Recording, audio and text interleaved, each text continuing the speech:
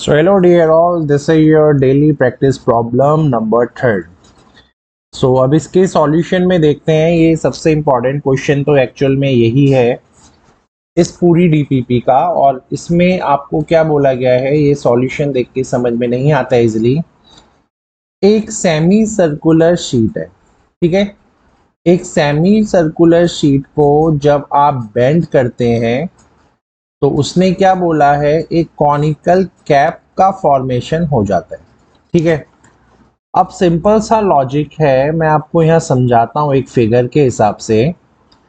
अगर ये आपकी सेमी सर्कुलर शीट है और इसका डायमीटर अगर 28 है तो रेडियस यहाँ 14 और 14 हो जाएगा। आपको पता है जब आप इसको रोल करेंगे, जब आप इसको रोल करते हैं तो आप इस वाले पार्ट को यहाँ से उठा के इधर लेके आ जाते हैं, इस वाले पार्ट को यहाँ लेके आ जाते हैं, तो ये जो फिगर बन जाता है वो कुछ ऐसा बन जाता है हमारे पास, ठीक है। तो जब ये फिगर कुछ ऐसा यहाँ पे बनेगा तो ये जिस चीज को आप 14 अभी ये समझ रहे हैं, जो चीज ये रेडियस होती है ना, ये ऑल ऑफ अ सडन एक स्लांट हाइट में कन्वर्ट हो जाती है ना। ये ऑल ऑफ अ सडन एक स्लांट हाइट में कन्वर्ट हो जाती है। और इसका रिप्रेजेंटेशन अगर आपको देखना है कहीं ना कहीं, तो ये मैं आपको क्लास में बताऊंगा जब मैं पेपर को यूज़ करके आपको इस सेमी सर्कुलर शीट से एक कोन बना के दिखाऊंगा। और ये जो रेडियस 14 है ये ऑल ऑफ अ सडन आपको दिखेगा कि ये से एक स्लांट हाइट 14 में कन्वर्ट हो गया है, ठीक है। तो ये है बेसिकली इसका लॉजिक जो कि मुझे फिगर से आपको समझाना है, लेकिन फिलहाल तो अभी मैं आपको क्लियर कर देता हूँ 2-3 चीजें। तो पहला चीज ये ध्यान रखना, यहाँ पे क्या होगा, जो भी आपका रेडियस है, जो भी आपका रेडियस है इस सर्कुलर शीट का, है ना, ये जो सर्कुलर शीट आपको दे रखी है, इसका जो रेडियस होगा वो यहाँ पे इक्वल हो जाएगा किसके, जो स्लांट हाइट होगी आपकी कैप की, जो स्लांट हाइट होगी कैप की।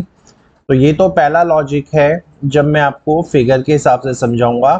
और दोनों का वैल्यू आएगा 14 सेंटीमीटर, क्योंकि आपका जो डायमीटर है वो है 28, पहला चीज, ठीक है। तो यहाँ तक तो कोई ट्रबल नहीं होगा। अब क्या है, आपने इस सेमी सर्कुलर शीट से अगर एक कॉनिकल टाइप का कैप बनाया है तो यहाँ पे एक चीज पक्का है, ये जितना भी इसका सरकमफेरेंस होगा, जितना भी इसका सरकमफेरेंस है, जितना भी इसका सरकमफेरेंस है इस शीट का, जो कि पाई इंटू आर होगा, अब वो किसके इक्वल होने जा रहा है, वो इक्वल आपका होने जा रहा है आपका ये जो बेस है ना बेटा, ये जो आपका सरकमफेरेंस आपका सेमी सर्कुलर शीट का, ये बराबर हो जाएगा आपके जो सरकमफेरेंस है कॉनिकल बेस का। तो जो सरकमफेरेंस होगा हमारा, ये जो कोन बना है इसके कॉनिकल बेस का, उसके बराबर ही हो जाएगा। और इसका भी representation on papers I will tell you in your class, class में दिखाऊंगा। तो ये आपको पता है, ये जब आपका सॉल्व होता है तो जो कॉनिकल बेस है इसका सरकमफेरेंस क्या होगा, इसका होगा 2 पाई आर। यहाँ तक तो कोई चैलेंज नहीं है, ठीक है। तो ये हो जाएगा आपका 2 पाई आर के इक्वल। यहाँ तक बताइए कोई टेंशन है या नहीं, ठीक है। अब यहाँ पे ये जो पाई आर है, ये तो रेडियस आपको 14 गिवन है, तो ये 14 पाई हो जाएगा यहाँ पे, और ये 2 पाई हो जाएगा, और ये रेडियस है कोन का, आर फॉर आर कोन। तो सबसे पहले मैंने इसको सॉल्व करके यहाँ रेडियस ऑफ इस कोन को निकाला, यानी ये जो कॉनिकल कैप है इसके रेडियस को निकाला, जो कि बन जाएगा 4 सेंटीमीटर, 7 सेंटीमीटर, ओके। सो 2-3 चीजों का ध्यान रखिएगा प्लीज। जो रेडियस है वो हाइट बन जाएगी, जो सरकमफेरेंस होगा ये पूरा का पूरा, जो सरकमफेरेंस ये बाहर वाला सरकमफेरेंस दिख रहा है आपको, ये बन जाएगा इसका बेस। क्यों? क्योंकि ये जो डायामीटर बना है स्लांट हाइट, तो ये जो सरकमफेरेंस होगा ये आपके कॉनिकल बेस का सरकमफेरेंस के इक्वल होगा। ये अभी तक मैंने आपको समझाया है। आपको अब यहाँ पे देखना है कि डेप्थ क्या होगा। डेप्थ होता है बेटा हाइट। तो अगर मैं किसी भी कोण में डेप्थ देखना चाह रहा हूँ तो बेसिकली मैं क्या देखना चाह रहा हूँ, मुझे उस फिगर में हाइट चाहिए। Got it. अब आपके पास slant height is there, radius is there, so आपको पता है L square is equals to H square plus R square होता है। एल की वैल्यू यहाँ पे 14 है, 14 का square is 196 is equals to radius 7 है, 7 का स्क्वायर इज 49 और ये आपका हो जाएगा एच स्क्वायर। इसको जब आप वहाँ पे स्विच करेंगे तो 196 में जब आप इसको माइनस करेंगे बेटा तो आपके पास आएगा 147। तो ये जो एच स्क्वायर आपको यहाँ पे दिख रहा है ये मिल जाएगा 147 के इक्वल। यहाँ से h की वैल्यू होगी 147, ठीक है। और अगर मैं इसको अंडर रूट से बाहर निकालूं तो ये बन जाएगा 7√3, ठीक है। सो आई थिंक ये हमें निकालना आता है। तो ये हुआ हमारा पहला पार्ट डन। और if you are asking me about the capacity, so capacity is nothing but the volume. तो जब हम वॉल्यूम पे चलेंगे तो क्वेश्चन और इजी हो जाएगा। वॉल्यूम आपको पता है π/3 into R square into H हो जाता है। तो दिस इज 22/7। आपका रेडियस है 7 इंटू 7 और हाइट आपके पास आया है 7 इंटू √3। यार एक 7 से एक 7 कट करो तो अब बचा 22 इंटू 14 इंटू √3।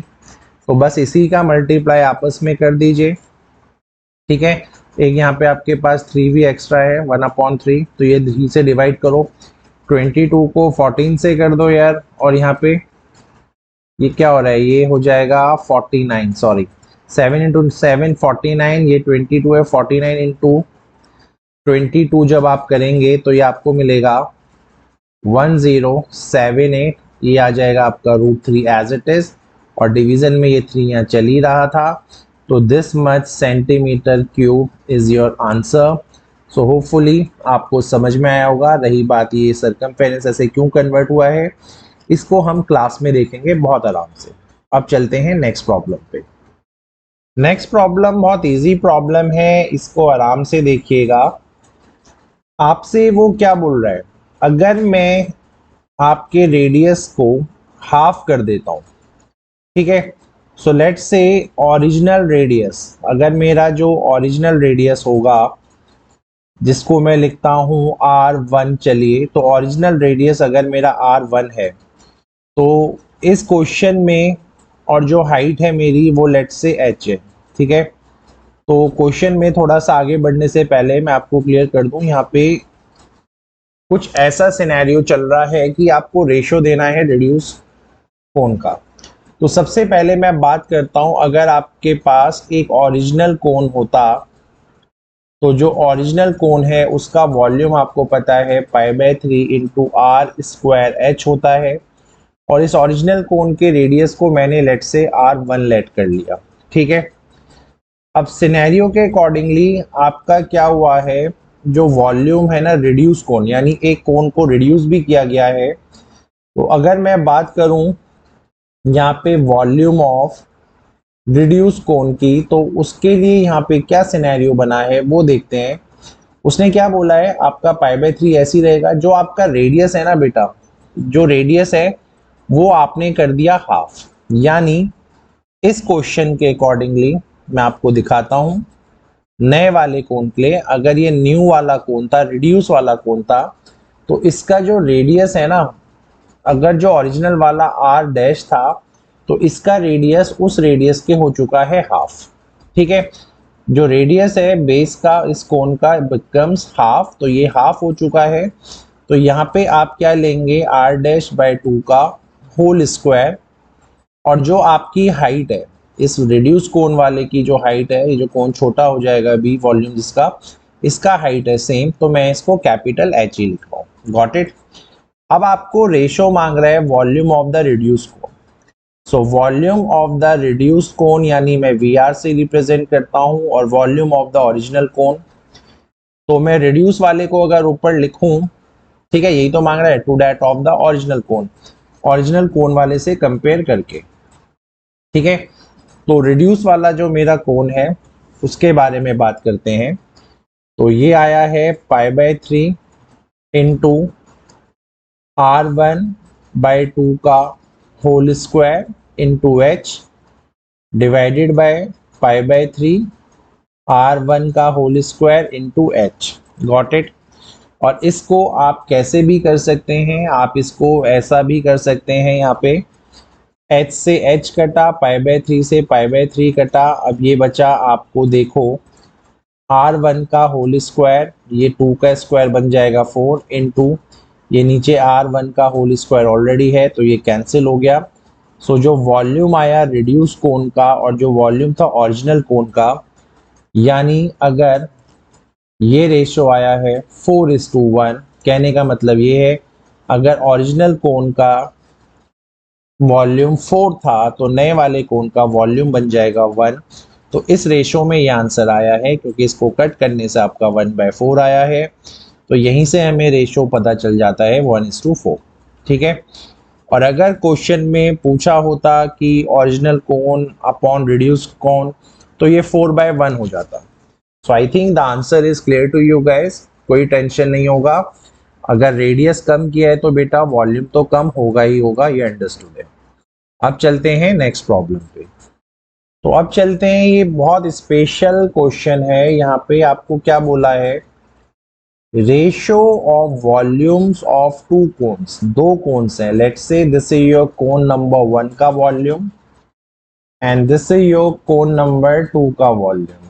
ठीक है, अच्छा, तो इनका जो रेशियो दे रखा है वो आपको दे रखा है 4:5 का, और जो रेशियो है इनके रेडियस का यानी जो r1 और r2, अगर मैं इस रेशियो को देखूं तो ये आपको गिवन है यहाँ पे 2/3। ठीक है, तो वो आपसे रेशियो मांग रहा है वर्टिकल हाइट्स का, यानी आपसे h1 जो भी हाइट पहले वाले का होगा और जो भी हाइट यहाँ पे सेकंड वाले का होगा, आपसे ये रेशियो यहाँ पे मांगा जा रहा है। Got it. सो ये सारा लैंग्वेज आपको क्लियर होगा। फिलहाल वॉल्यूम ऑफ कोन क्या होता है वो मैं लिख देता हूँ। वॉल्यूम ऑफ कोन यानी अगर मैं V1 अपॉन V2 करूं तो आपको पता है ये होता है π/3, ये भी होता है नीचे π/3, ऊपर आपको पता है फिर यहाँ r² हो जाएगा तो ये r1 का होल स्क्वायर हो जाएगा, और यहाँ पे ऐसे ही height of volume number first वाला कोण जो गिवन था हमें, यहीं पे रेडियस r2 का होल स्क्वायर, यहीं पे h2 भी हो जाएगा, π/3 से π/3 कैंसिल, V1 अपॉन V2 का आंसर है 4/5, कोई चैलेंज नहीं है। अगर मैं इन दोनों रेडियस को एक ही चीज़ समझूं और दोनों के ऊपर अगर स्क्वायर है तो r1 अपॉन r2 जो मेरा है ये उसका होल स्क्वायर हो जाएगा और इसका इंटू h1 अपॉन h2 के इक्वल हो जाएगा। ठीक है, अब ये आपका आ गया 4/5 इज इक्वल्स टू, ये रेशो आपको पता है 2/3 है तो 2/3 का स्क्वायर आपको यहाँ पे करना पड़ेगा। ठीक है, और यहाँ पे h1 अपॉन h2 आ जाएगा। ठीक है, h2 आएगा जिसका रेशो में चाहिए, तो ये हो जाएगा आपका बेटा 4/5 इज इक्वल्स टू 4/9, और यहाँ पे h1 अपॉन h2 का रेशो जो आना चाहिए, 4 से 4 कैंसिल, ये 9 इधर चला, सो ये जो रेशो आपके पास आएगा वो आएगा 9:5 का। सो with this way I think आपको ये रेशो फाइंड हो भी गया है, तो कोई प्रॉब्लम नहीं हुआ होगा इस क्वेश्चन को समझने में, बहुत इजी क्वेश्चन था। अब बढ़ेंगे हम आगे की तरफ नेक्स्ट क्वेश्चन पे। ठीक है, अब चलते हैं नेक्स्ट क्वेश्चन पे। अब यहाँ पे बहुत इजी लैंग्वेज है, इसको आराम से देखिएगा। Monica has a piece of canvas, let's say उसके पास अगेन एक कवरिंग क्ले कैनवास अवेलेबल है और इसका जो एरिया आपको बोला है उसने वो बोला है 551 मीटर स्क्वायर। ठीक है, अब इस कैनवास को यूज करके एक्चुअल में वो एक कॉनिकल टेंट बनाना चाह रही है, और टेंट का मतलब होता है जिसका बेस ओपन होता है। तो वो एक कॉनिकल टेंट बनाना चाह रही है जिसका रेडियस आपको 7 मीटर गिवन है। ठीक है, और ये जो कॉनिकल टेंट वो बना रही है, इसका बेस आपको अगर 7 गिवन है तो अब वो फर्दर आगे क्या बोलते हैं क्वेश्चन में, हम एज्यूम करते हैं कि जो स्टिचिंग मार्जिन और वेस्टेज हुआ है जो इस टेंट को बनाने में, वो हुआ है 1 मीटर स्क्वायर। तो अगर टोटल इतना एरिया आपका था और अब स्टिचिंग और कटिंग होने के बाद ये स्ट्रक्चर अगर बना है, तो इसने क्या बोला है 1 मीटर स्क्वायर, तो इस फिगर को यानी एक पेपर को कोन बनाने में हो गया वेस्ट।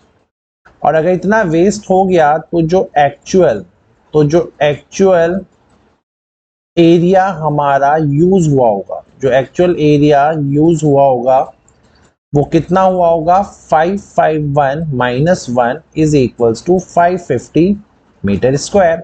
ठीक है, तो जो एक्चुअल में इस चीज का एरिया होगा, इस कोन का जो एरिया होगा वो होगा 550। क्यों?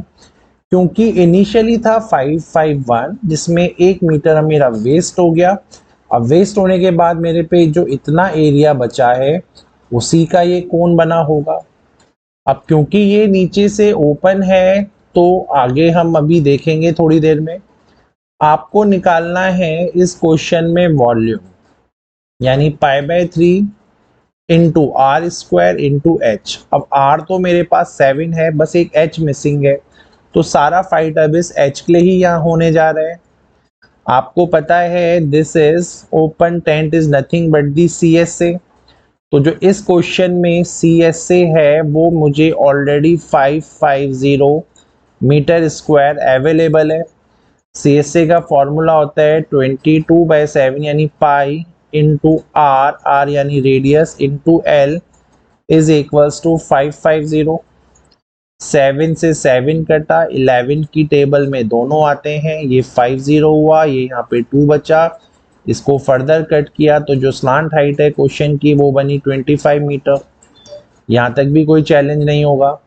एच निकालना है, एच अगर निकालना है तो अब आपको पता है L square is equals to H square plus R square होता है। एल स्क्वायर मतलब है 625, एच स्क्वायर का आता पता नहीं, रेडियस है 7 यानी 49। तो यहाँ से आपका जो एच स्क्वायर आएगा वो आएगा 567 और एच का वैल्यू आ जाएगा 24।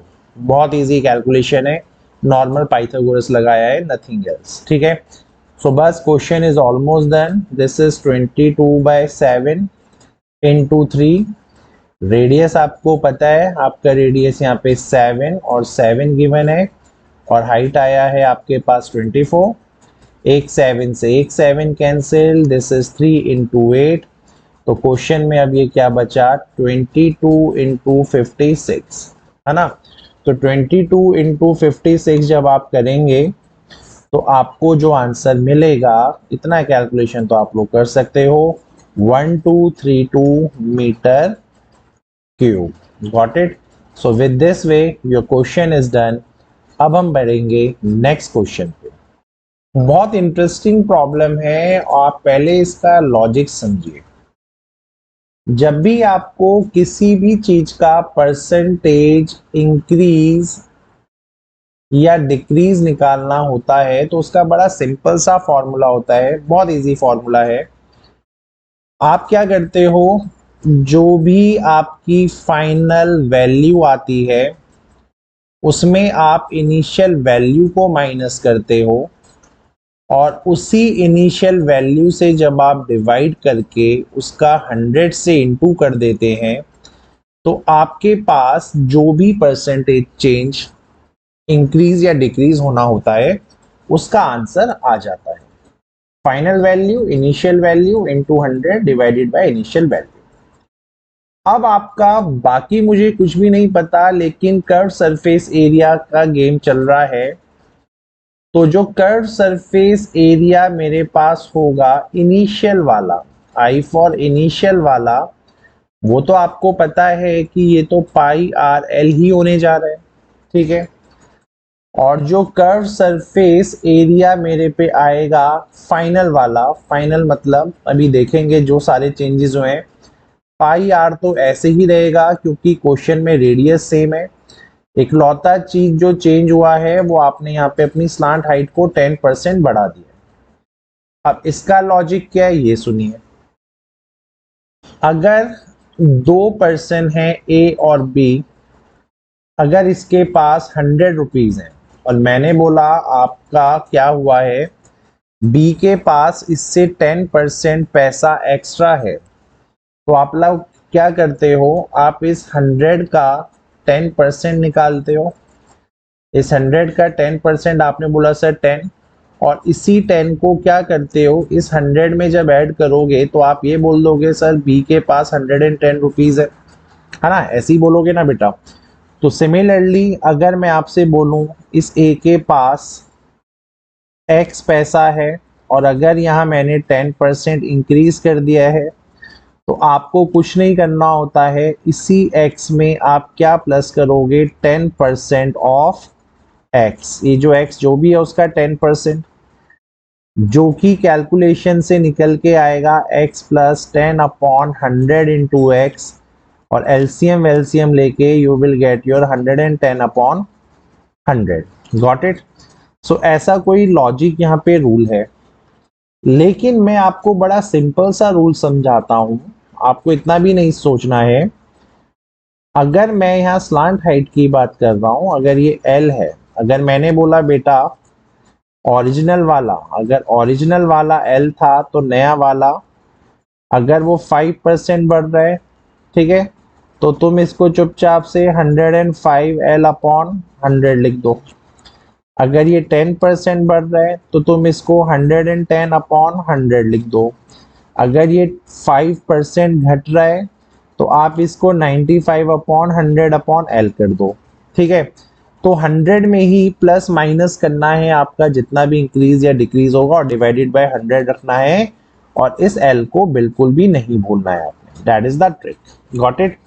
सो यहाँ पे आपने जैसे ही देखा तो आपका जो नया स्लांट हाइट आया वो आया है 110L divided by 100। Got it. अब इसकी कैलकुलेशन कैसे दिखाओगे, स्लांट हाइट न्यू वाले का इज नथिंग बट पुराना वाला प्लस 10% ऑफ पुराना वाला ऐड जब किया तो आपको जो आंसर मिलेगा वो मिलेगा 110/100 इंटू L, है ना, नया वाला। तो यही मैंने यहाँ पे कैलकुलेशन सारा का सारा दिखा रखा है। अब करता हूं मैं इस चीज को यहाँ पे रब, इस चीज को ध्यान रखिएगा, भूलिएगा मत। अगर यहाँ पे एडिशन करवाना है तो प्लस करना, अगर आपको लगता है डिक्रीज हुआ है तो आप माइनस करवाइएगा। अब चलते हैं फॉर्मूले में वापस। परसेंटेज इंक्रीज फाइनल वैल्यू अगर आप यहाँ देख पा रहे हो तो यहाँ पे आ रहा है πr L। अब मैं L की वैल्यू देखता हूँ बेटा, तो फाइनल वैल्यू में अगर मैं इसको कट करूं तो this is nothing but 11/10 into L minus πrL। यहाँ पे भी है, तो जब πrL आप यहाँ डालोगे तो πr कॉमन लेंगे तो सिर्फ L बचेगा, डिवाइडेड बाय अगर आप देखो तो नीचे भी πrL ही बचेगा इनिशियल वैल्यू, πr से πr कैंसिल, इस 100 को ऐसे ही रखिए। अब आपको अगर मैं एल बी कॉमन ले लूं, सबसे एल बी अगर मैं कॉमन ले लूं ऊपर नीचे से, तो ये बचेगा 11/10 माइनस का 1 इंटू 100 और डिवाइडेड बाय 1। 1 को तो मीनिंग ही नहीं लिखने का, एल से एल बी कैंसिल। अब अगर मैं इन दोनों का इंटू करूं, एलसीएम लेके हो जाएगा 11 माइनस 10 डिवाइडेड बाय 10 इंटू का 100, और ये आपको मिलेगा कैंसिल होके ये 10 हुआ, 11 में से 10 गया तो 1, तो फाइनली आपके पास क्या बचा, 10%। Got it. So 10% is your answer इस क्वेश्चन का। Hopefully calculation point of view से आपको समझ में आया होगा। नॉर्मल मैंने यहाँ एलसीएम लिया है, कॉमन लेके सबको कट कर दिया है, नथिंग एल्स। Got it. तो ये वन वर्ड में आपके पास एमसीक्यू में पूछा जा सकता है। तो अब चलते हैं इस क्वेश्चन के लास्ट में बिल्कुल। अब यहाँ पे आपको कर्व सरफेस एरिया, और वो भी कर्व नहीं बोला गया, total surface area of cone, तो कोण का जो TSA होता है वो आपको पता है, that is nothing but pi R L में आप क्या करते हो, आप पाई आर स्क्वायर को ही ऐड करते हो। यहां से अगर मैं पाई आर को कॉमन ले लूं तो ये हो जाता है L plus R. Got it. अब क्वेश्चन ने क्या बोला है, आपका जो रेडियस है जिसको मैंने भी कैपिटल आर लिखा है, ये है R/2। ठीक है, कोई टेंशन नहीं है। और जो स्लांट हाइट है वो है आपकी 2L। तो सब चीजों को मैं यहाँ चेंज कर रहा हूँ। ये पाई है, आर की जगह मैं लिखूंगा स्मॉल R/2। यहाँ तक यही इसने बोला है। स्लांट हाइट को मुझे यहाँ पे लिखना है ट्वाइस ऑफ L, और रेडियस फिर से बनेगा R/2। कोई टेंशन यहाँ तक? बहुत नॉर्मल कैलकुलेशन है, नथिंग इज देयर। ठीक है, अब इनमें से कौन सा ऑप्शन यहाँ मैच करेगा, that is the real challenge. ठीक है, तो अब सारा का सारा फाइट हमारा यही है कि इनमें से कौन सा वैल्यू यहाँ पे मैच करने जा रहा है। अब मैं क्या करता हूँ, देखो सारे ऑप्शन में pi R pi R pi R pi R तो दिख ही रहा है, तो मैं इस पाई आर को बाहर रहने देता हूँ और इस 2 का इंटू अंदर करवाता हूँ। तो जब मैं 2 का इंटू अंदर करवाऊंगा, ये जो आपका 2 है वो इन दोनों को डिवाइड करने चलेगा। यहाँ पे 2 से 2 कैंसिल, तो ये फाइनली आपको क्या मिला, पाई आर इंटू ये बना L, और ये बना R/2 इंटू 2 यानी 4। So with this way your option number B is your answer. So hopefully आपको ये समझ में आ गया होगा lecture. Yes, question 1 was tough, लेकिन इसको हम करेंगे क्लास में आराम से। क्वेश्चन नंबर 2 बहुत इजी था, 3rd भी इजी था, 4th बिल्कुल आराम से आपने करके देखे सारे क्वेश्चन, तो कोई ट्रबल आया नहीं आपको। Thank you.